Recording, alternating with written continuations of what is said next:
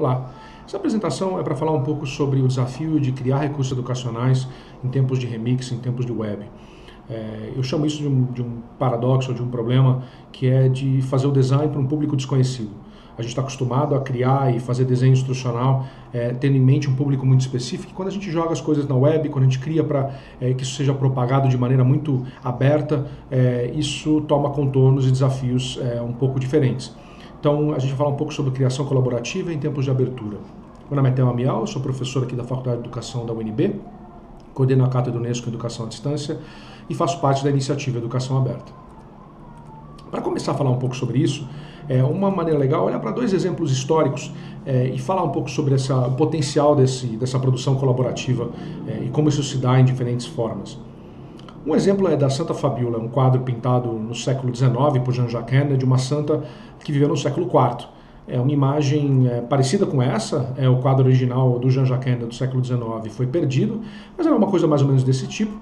O que é interessante é que quando o Jean-Jacques Henner pintou esse quadro no século XIX, diversos outros começaram a aparecer na sequência, todos muito parecidos com o original, mas de uma maneira diferente, como vocês podem ver nesses exemplos. O Francis Alÿs, um artista belga, colecionou mais de 500 desses quadros e começou a expor esses quadros ao redor do mundo. E o que é interessante é isso, cada um deles tem uma feição diferente, cada uma delas está olhando para um lado ou para o outro, a cor do véu é diferente, a feição é diferente, mas de fato todas elas remetem àquele quadro original do Jean-Jacques Henner. E não precisava ser assim, né? As pessoas poderiam pintar a Santa Fabiola do jeito que elas achassem melhor, porque de fato ninguém tinha uma ideia muito boa de como era a aparência dela.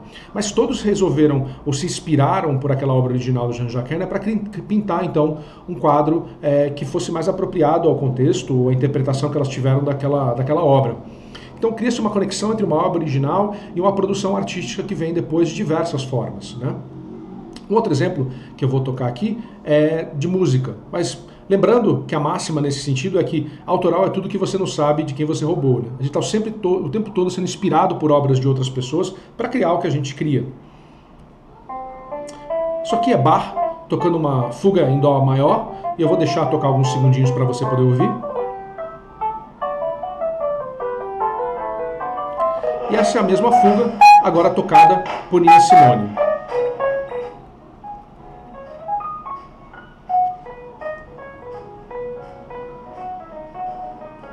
E talvez seja difícil ver a conexão entre as duas músicas, porque elas de fato são bem diferentes, mas o fundo é o mesmo.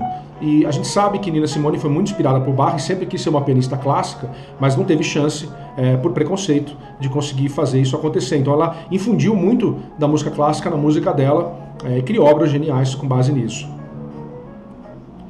Isso acontece por duas questões, ou três questões particularmente importantes no momento de hoje e se torna, vamos dizer, exponencial o movimento de produção e reprodução de recursos. E a primeira razão que isso acontece é porque a gente tem muitos meios de produzir e reproduzir. O celular é o exemplo mais concreto disso. A gente pode reproduzir qualquer tipo de conteúdo no celular e pode produzir também uma quantidade boa de conteúdo, numa qualidade razoável, utilizando simplesmente um celular ou qualquer outro dispositivo móvel, né? Isso faz com que a gente tenha, então, mecanismos que antigamente eram muito difíceis de vir à tona, da gente ter acesso. A segunda questão é que acontece uma não rivalidade no uso das novas mídias, ou das mídias digitais. Se você está lendo um livro físico, por exemplo, um livro impresso, e eu quero ler esse livro, se eu arrancar ele da tua mão, você vai ficar chateado, porque você não vai conseguir mais ler o livro. Mas o livro digital não é bem o caso. Se você está lendo e quer me dar uma cópia, eu continuo lendo, você continua lendo e somos duas pessoas felizes. Para fazer 2, 10, 1 milhão de cópias, o custo nominal disso é zero. Então a reprodução dos recursos começou a tomar uma escala muito grande. As pessoas produziram e reproduziram recursos com muita facilidade. A gente faz isso hoje com música, com livros, com texto, com áudio, com qualquer coisa. A gente produz e reproduz livros e materiais à vontade na web porque o custo nominal de fazer isso é zero.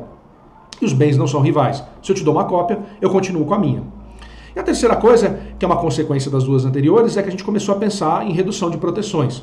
As nossas leis de direito autoral são muito restritivas e não permitem, obviamente, que a gente faça esse tipo de coisa.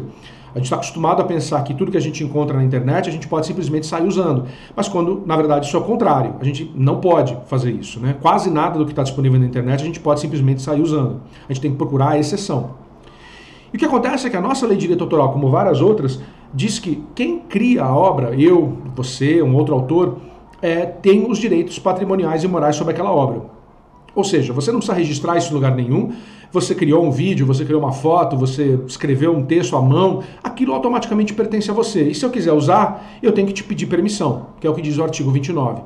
Esse artigo 29 abre uma brecha, ele abre um caminho para que vá contra a ideia de todos os direitos reservados, ou seja, eu detenho todos os direitos, e eu posso falar o seguinte, bom, eu como autor criei uma obra e eu gostaria que as pessoas pudessem baixar, mexer, criar alguma coisa com base nela, então eu vou usar uma licença menos restritiva. Então eu vou dizer alguns direitos reservados e não todos os direitos reservados. Para quem mexe com software, isso é super comum. Licenças como GPL, Apache, MIT já fazem isso e a gente está muito acostumado a usar. No ambiente da cultura e da educação, nas obras culturais e educacionais, as licenças mais comuns são a Creative Commons.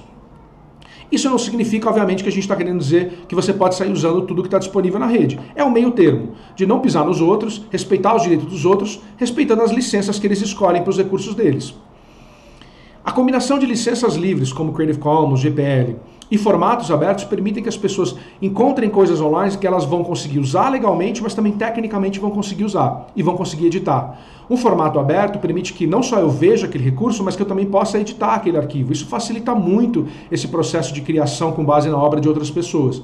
Então, sempre que possível, a gente trabalha nessa lógica de colocar as coisas com uma licença livre e um formato aberto, que as pessoas possam baixar, possam usar e possam editar. Isso normalmente são padrões internacionais que são seguidos e diversos softwares usam para que você possa simplesmente usar e baixar e abrir o recurso e editar se você quiser, para depois levar de volta na rede. E esse ciclo de achar alguma coisa, mexer e depois colocar de volta é o que é o grande potencial dessa lógica dos recursos abertos.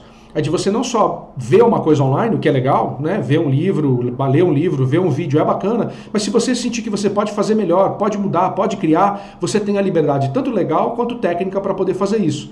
Mudando um pouco essa lógica aqui da esquerda de simplesmente hierarquicamente baixar de um ponto central o conteúdo, mas entrando um pouquinho mais na lógica dessa rede distribuída, onde a gente acha coisas, compartilha com outros de maneira mais horizontal. Isso é importante porque a gente quer, de fato, não simplesmente só pensar que as pessoas agora elas têm um recurso na mão que pode criar, então elas têm que criar o tempo todo. Mas é para que as pessoas possam ter um olhar crítico para as coisas que elas consomem e perceber que elas podem manipular aquilo de alguma maneira também, elas podem mexer naquilo de algum jeito. E isso entra muito na lógica da ética hacker, né? De você olhar para alguma coisa e falar, pô, será que eu posso entender como é que isso funciona? Será que eu posso fazer melhor? Será que eu posso fazer de outro jeito? E tem uma frase bacana do Albert Borgman que vai nessa direção, quer dizer que a gente não precisa ser consumidor o tempo todo. E quando a gente só consome, as decisões importantes já foram tomadas. Às vezes a gente tem consciência disso, mas é importante saber que a gente pode deixar de ser consumidor de vez em quando e ser produtor também, ter um pouco mais de agência.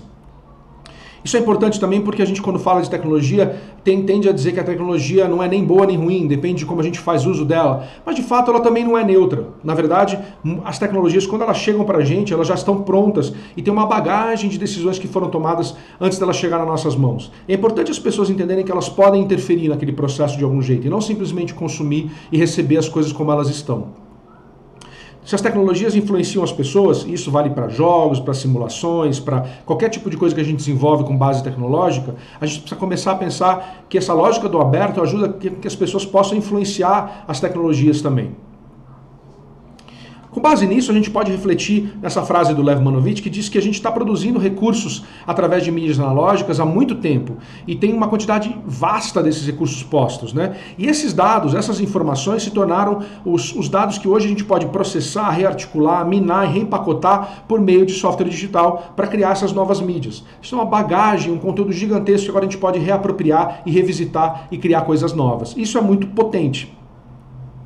Então a gente tem agora milhões de recursos digitais que já estão disponíveis, muitos deles já são abertos e editáveis, é fácil achar essas coisas online, algumas coisas são mais difíceis, outras não, mas existe uma quantidade vasta de recursos abertos. Isso cria margem para que tenhamos diversos designers, não só pessoas profissionais ou pessoas com habilidade técnica muito apurada, mas pessoas estão criando o tempo todo.